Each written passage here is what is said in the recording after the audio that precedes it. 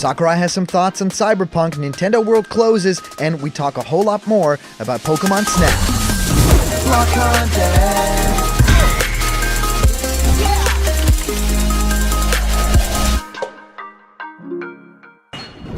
What's happening, my Block buddies, and welcome to a brand new episode of Block Content's NewsBlock. This is Callum.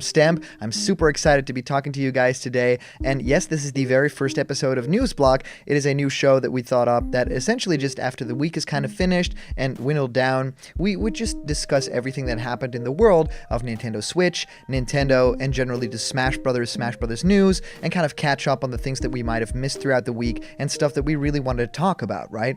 A lot of you guys have been sending me messages really wanting more information than just Smash Brothers news and leaks and rumors, and I think that this is a great way of talking about, a whole lot of different things that you guys might also be very interested about. So please let me know down in the comments if you like this new format, if you really want this end of the week kind of breakdown of everything that happened the week before and the weekend before, because we really love doing stuff like this, and the channel is slowly changing. There is a lot of new content coming. There's going to be on-camera content. There's going to be more animation stuff and Snake Codex. Everything's going to return when life gets a little bit more normal, and here in Block Content we can't wait to show you what we have in mind for the new blocked content. So this show, NewsBlock, is just going to take you through a whole lot of information from this week, and what stands out is, of course, yes, we know now that Super Nintendo World, its opening, actually is now delayed due to actually a state of emergency from Osaka. So that is something very sad, and yeah, I really looked forward to seeing the information and the videos from that, but that is not happening. We also get to talk about Masahiro Sakurai,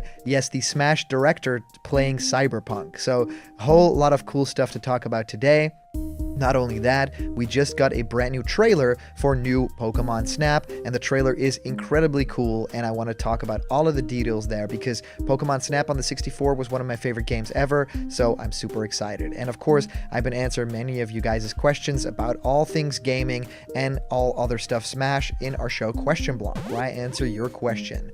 Do you want to make your own YouTube channel? What's your favorite Smash character? Let me know and send an email to blockedcontentmail@gmail.com, and I will answer your question in the next Question Blocked episode. So let's dive right into the Super Nintendo World of it all. Yes, the opening has been delayed. This actually comes to us from The Verge, and it says Super Nintendo World opening delayed due to Osaka state of emergency. The theme park zone was meant to open next month. Universal Studios Japan has announced that Super Nintendo World will not be opening next month as planned. The Nintendo-themed zone of the Osaka park was supposed to open on February 4th after its launch was delayed from last year, but with Osaka being placed under a state of emergency declaration yesterday until at least February 7th. That's no longer going to happen. USJ says that it will announce a new opening date once the state of emergency has been lifted. The state of emergency in Japan was initially issued just for Tokyo and its surrounding areas, but yesterday the order was expanded to cover a total of 11 prefectures, Osaka included. The countermeasures aren't particularly strong compared to COVID-19 lockdown restrictions elsewhere. People are discouraged from making non-essential trips outside, and establishments like restaurants and movie theaters are asked to close earlier in the evening, but it obviously still is not the ideal time to open a big theme park. Super Nintendo World is an important project for Nintendo, representing the most ambitious attempt yet to expand its IP into new business opportunities. The park was initially set to open in time for the 2020 Olympic Games in Tokyo, which themselves remain in serious doubt. When it does eventually open, it'll feature attractions like an AR-powered Mario Kart roller coaster. Now, I totally think that it makes sense for them to delay this a little bit. There's been so much going on in the world that it just doesn't seem like a crazy good time to open up a theme park. There's, of course, already been, a lot of work on the theme park, and we've already seen the videos. It looks incredible. I really want to meet Peach in real life and walk through Peach's castle. But yeah, I think that this is the right call that they're making. I just really wanted to visit the park this year. I don't know if it's going to happen, if I can fly this year at all, but yeah, if that is a possibility, you guys can expect blocked content to fly over and actually visit Super Nintendo World. I can't wait. Now, the next piece of NewsBlock is actually coming from Masahiro Sakurai himself. Yes, the Smash Bros. Director. This comes to us from NintendoLife.com, and it was originally posted by Liam Doolin, and it says, "Random, Masahiro Sakurai calls Cyberpunk 2077 a dream game." As you likely already know, Masahiro Sakurai has a regular column in Famitsu, where he talks about everything and anything related to games. In the latest one, the Super Smash Bros. Ultimate director took the time to reflect on CD Projekt Red new game Cyberpunk 2077. You see, he started out playing it on PC and encountered bugs multiple times, and since then has been chipping away at it on his PlayStation 4 Pro without any problems. So what does he think of it? According to a translation by Ryoku via Siliconera, it's dream game, and so ambitious even he can't imagine just how much planning and production went into it. He says, "Cyberpunk 2077 is a dream game. I wonder how much planning and production was needed." Although CD Projekt Red has been under fire since release for all the apparent bugs in the title, Sakurai still thinks it's quite a feat just having an AAA multi-platform AAA release. Having a multi-platform release for a AAA title is at a level where that's enough for me to say that it's wonderful. He's also deeply moved that the company went to the extent of sincerely dealing with refunds. He says, "Dealing with refunds is something that makes even me feel deeply moved. This kind of sincerity was never heard of before. I suppose this game from the bottom of my heart for sincerely dealing with the refunds. I support this game." So there you go. In case you were wondering, Sakurai has been playing what was the most anticipated game released in 2020. He's not the only Japanese developer enjoying his release either. At the end of this year, Level 5's boss also mentioned how much he loved it, speaking about how he had spent 60 hours with the game and hadn't encountered any serious bugs. If all of this got you wondering about the chances of CD Projekt 77 coming to the Switch, CD Projekt Red previously said it might be too heavy for the device, but would not rule it out completely after the release of The Witcher 3 Wild Hunt Complete Edition.